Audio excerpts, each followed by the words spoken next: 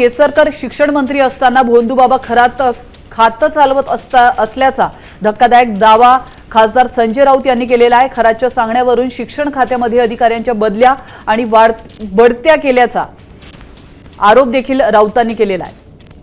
आपण पाहिलं कालच राऊतांनी हा खळबळजनक आरोप केला होता आणि यामध्ये त्यांनी केसरकर यांच्या संदर्भात एक पोस्ट देखील केली होती। या पोस्टमध्ये त्यांनी केसरकरांवर घणाघाती आरोप केले होते। शिक्षण मंत्री असताना भोंदूबाबा खरात हे शिक्षण मंत्रालय चालवत होतं असा आरोप संजय राऊतांनी केला होता आणि खरातच्या सांगण्यावरून शिक्षण खात्यामध्ये अधिकाऱ्यांच्या बदल्या झाल्या, बढत्या झाल्या असा खळबळजनक आरोप देखील राऊतांनी केला होता।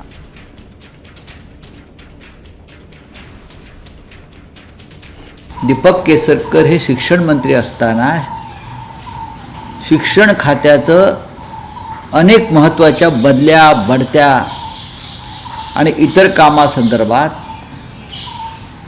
हे बाबा स्वतः लक्ष घालून अनेक अधिकाऱ्यांना बदल्या किंवा बढत्या देण्यास दीपक केसरकरांना भाग पाडत होते। त्यांचे जे भक्त मंत्री होते त्यांना बोलवून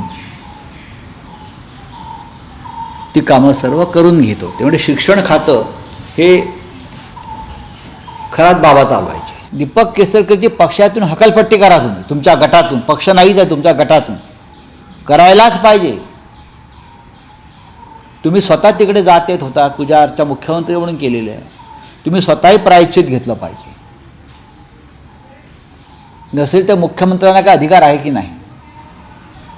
तुम्ही एक बळी घेतला त्या महिलेचा, आयोगाचा अध्यक्षा, पण जे मोठे मासे आहेत त्यांच्यावर तुम्ही काय कारवाई करणार?